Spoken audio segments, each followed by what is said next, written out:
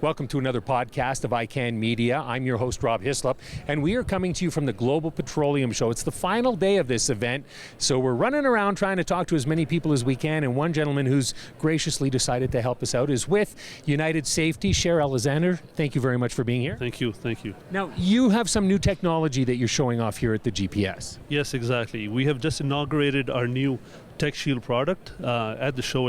In fact, it's the first time this technology has made its way over the pond, so to speak, into North America, and it's the first time we're inaugurating this in Canada. And what this is an electronic monitoring system meant for the confined space environment.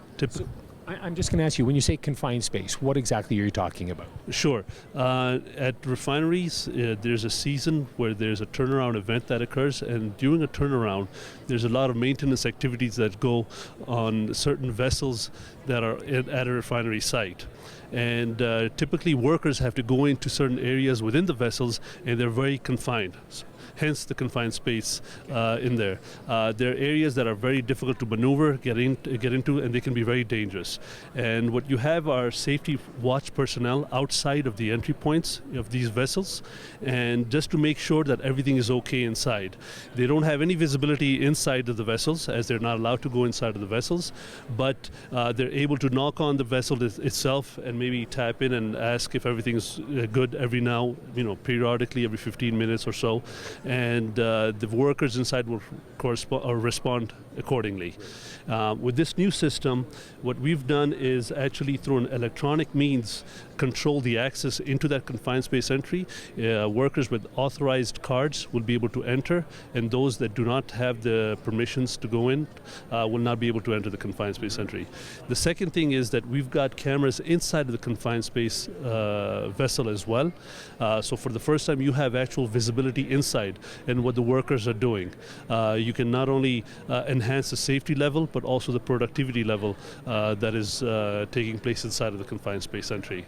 It's interesting because it's new technology, but it seems like such a simple fix to something. Where was the challenge with this?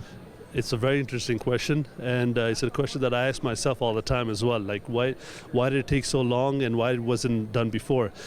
In actuality, the technology itself is also not so new. The components that you will actually see, we're using standard analog cameras. They've been around in the security domain for a very long time. We've got a communication device. It's an intercom unit. Again, another technology that's been around, and access control readers that are ubiquitous in most corporations that are using this for their entries into their buildings. So what we've done is we've taken technologies off the shelf and basically put it together and integrated it onto a platform, again, which has also been done in other industries, but something new to the safety domain.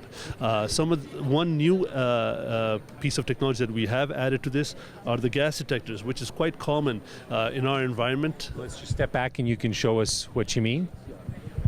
Gas detector monitor we have on the floor, and this particular gas monitor is monitoring 4 different types of gases within the environment, and this is something typical inside of a confined space vessel. You do have sensors in there monitoring for levels of various types of gases in there to ensure the safety of the workers there. So what we've done is taken these technologies, integrated it, and brought it onto a unified platform, making it easy for an operator to be able to capture any type of disturbances or dangerous activities where workers are actually conducting their jobs. So how have you got it set up then? Is it one person watching one person, or have you got one person watching multiple sites? We have typically in a location like this, we call this the command center, where an operator sits in front of the command center and he is monitoring up to 12 confined space entries. And what that means is he's got 24 cameras that he's looking at. Each confined space entry has a camera inside and outside of of the vessel. The technology itself can support more than that, but there are certain human limitations that we actually that probably comes into play, and which is why we recommend that we don't go above the 12 confined space entry monitoring. How has the response been here at, we've got somebody making a sale here perhaps, so we'll slide over a bit. How has the response been here at GPS for you?